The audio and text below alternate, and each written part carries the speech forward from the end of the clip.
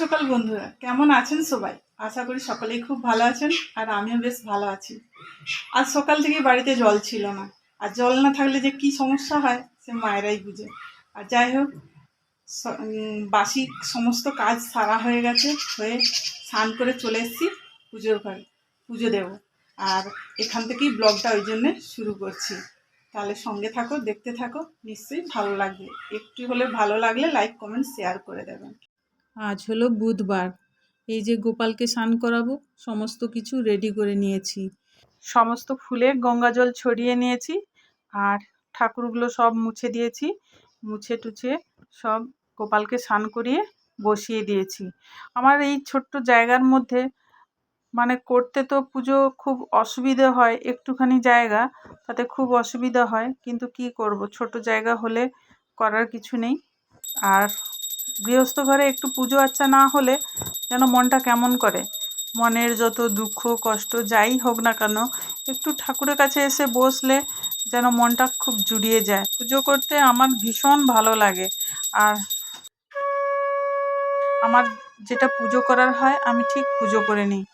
আর যাই হোক, এই যে পুজো দেওয়া হয়ে গেছে, সারা দিনের যেন একটা বড় কাজ হয়ে যায়। আর কি বলতো, স্নান ফান করে পুজো না দিয়ে না আমি রান্নাঘরে কিছুতেই যেতে পারি না। যদি মনে হয় যে আজকের পুজোটা দেরি করে দেব আর রান্নার কাজটা আগে সেরে নেব, সে তখন রান্না করতে না খুব একটা ভালো লাগে না। আর যেন গা হাত কুটকুট করতে থাকে সারাক্ষণ গরমে। আর ওই জন্যে না আমি সবসময় আগে স্নান করে পুজো টুজো দিয়ে দিই, ঘরের কাজ সেরে নিয়ে।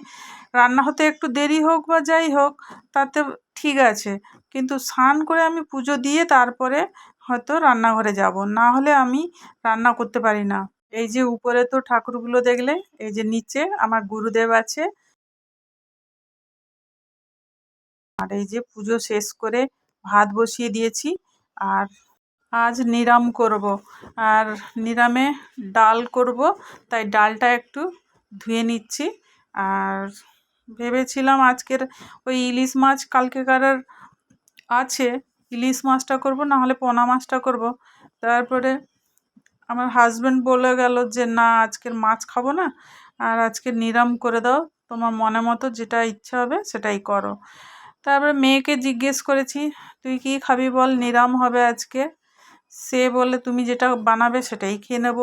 তাই আর দেরি না করে বসিয়ে দিচ্ছি।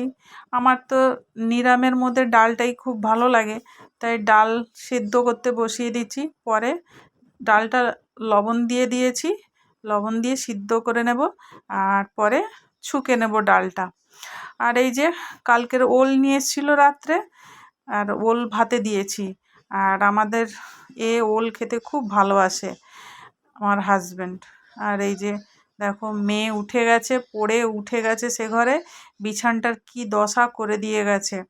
আর যত করে বলেছিলাম তুই বিছানটা ঝেড়ে দে, তো বলছে আমার এখন সময় নেই মা, তুমি ওটা করে নাও। কি বলতো, একটু আধটু কাজ তো করতে হয় ঘরে থাকলে। করে, ও করেনি এমন নয়, ও করে, যখন মন হয় তখন করে, না হলে ও করে না। যাই হোক, এই যে নিজের কাজ নিজেকে তো করতে হবে। আর ওই ভাত ডাল বসিয়ে দিয়ে এসেছি, দিয়ে এসে এই বিছানটা ঝেড়ে পরিষ্কার করে নিই, কারণ টিছানগুলো অগোছালো থাকলে না একটুও ভালো লাগে না, আর দেখতেও কেমন লাগে। বাসি বিছান, ঝাড়াও হয়নি সকাল থেকে, আর সেই জন্যে বিছানগুলো আগে ঝেড়ে পরিষ্কার করে নিচ্ছি। মেয়ের আজকের কলেজ আছে, ও যাবে 1:30টার দিকে, আস্তে আস্তে সেই 3টে 3:30 বেজে যাবে। যাই হোক, ওর জন্য নিরামটা তাড়াতাড়ি করছি। নিরামটা হয়ে গেলে ডাল আলু ভাতে অন্তত খেয়ে যেতে পারবে। আলু ভাতে নয়, আলু ভাজা দিয়ে খেয়ে যেতে পারবে। পরিবারকে সুস্থ রাখতে পরিষ্কার পরিচ্ছন্নতা একান্ত প্রয়োজন, কারণ পরিবারে প্রতিটা মানুষের মধ্যে বিভিন্ন রকম গুণ থাকে। সেই গুণগুলো কারোর খারাপ গুণও হতে পারে, ভালো গুণও হতে পারে। সেই জন্যে আমরা কি করি, ভালো গুণটাকে চাপা রেখে খারাপ গুণটা বেশি আকর্ষণ হয়ে যায়। আর সেইটা দূর করার জন্য কাজের মধ্যে থাকলে সব থেকে ভালো। আর এই যে দেখো, বিছানগুলো ঝেড়ে পরিষ্কার করে নিয়েছি। আর এদিকে এই যে জামা কাপড় সব সকালে ভাঁজ করে সুন্দর করে গুছিয়ে রেখেছিলাম। আর এই যে ঘর বাড়ি পরিষ্কার করে রাখাটা, এটা যে কত ভালো গুণ সেটা সকলেই জানে, আর যারা কাজ করে তারা জানে। আর অলস হয়ে এই খারাপ গুণটাকে রাখাটা কখনোই ভালো না। অলসতা কারোর মধ্যে আনাটাই উচিত নয়।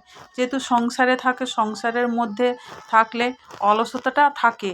কাজ থাকলে অনেকে ইচ্ছে করে কাজগুলো করে না, কাজ পরের দিনের জন্য রেখে দেয়। কিন্তু আমার মতে বলে কাজগুলো সময়ের কাজ সময়ে করে নিলে তাহলে তাতে কোনো খারাপ কিছু নয়।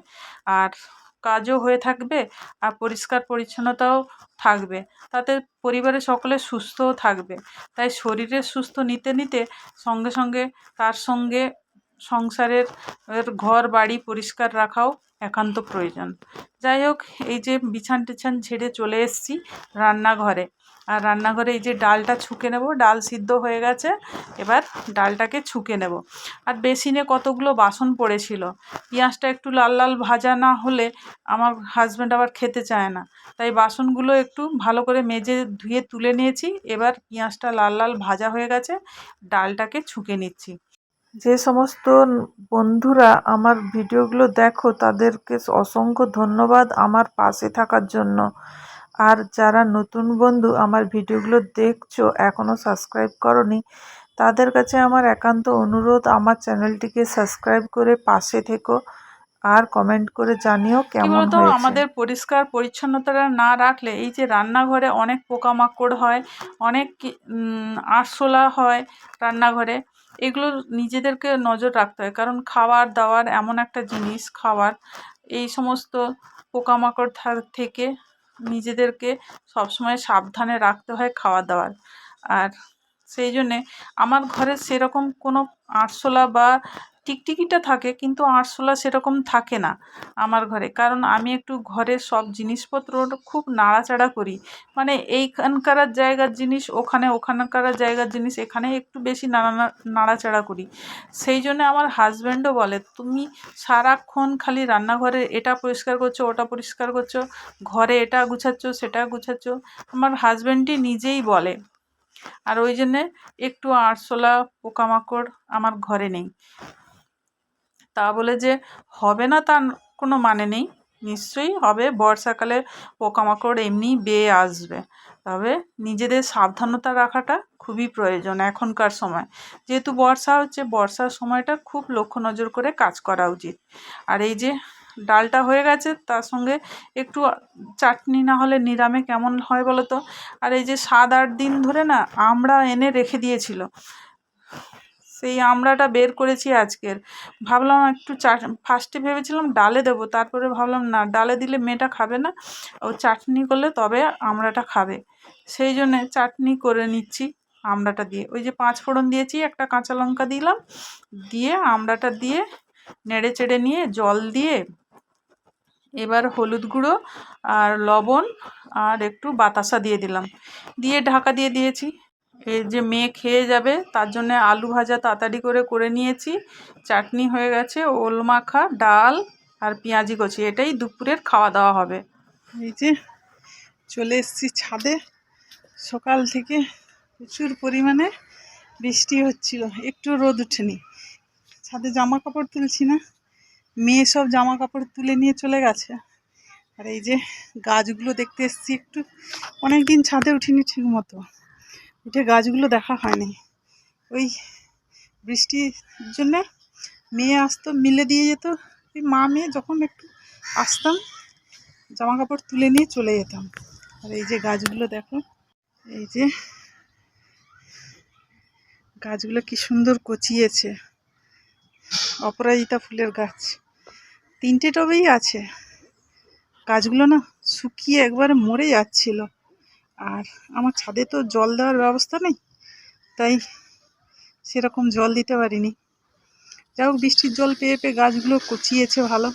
রোদটা বেশ ভালো লাগছে, কারণ শুধু বর্ষা বর্ষা বর্ষা যেন ভালো লাগছে না। তাই রোদটা একটু, রোদে দাঁড়িয়ে একটু বেশ ভালো লাগছে। এবার নিচে চলে যাব, একটু শুয়ে পড়বো। রান্নাঘরের কাজ বাজ সব সারা হয়ে গেছে, এবারে একটু শুয়ে পড়বো, তারপর বিকেলে আবার তোমাদের সঙ্গে কথা বলবো। যে ফিরে এলাম সন্ধ্যাবেলা, সন্ধ্যা পুজো দেওয়া হয়ে গেছে। মা মেয়ে খাবো দুজনে। ম্যাগি বানিয়েছে আর রুটি বানিয়েছে, ও খাবে বলে বাটার রুটি। আর এটাই টিফিন হবে আজকে। ভেবেছিলাম কিছুই খাবো না, তারপরে মেয়ে বললো মা আমি ম্যাগি তৈরি করে দিচ্ছি তুমি খাও। তাই আর দেরি না করে আমি বলি তাই কর, এই খেয়ে দে। আর রাত্রে কিছু খাবো না, ও তার ভাত খাবে, ওর জন্য করব। তাহলে বন্ধুরা আজ এই পর্যন্ত, দেখা হচ্ছে অন্য একটা ব্লগে। ভালো লাগলে লাইক কমেন্ট শেয়ার করে দেবেন, আর আমার চ্যানেলটিকে সাবস্ক্রাইব করে পাশে থাকার অনুরোধ রইল। ভালো থাকবেন, সুস্থ থাকবেন।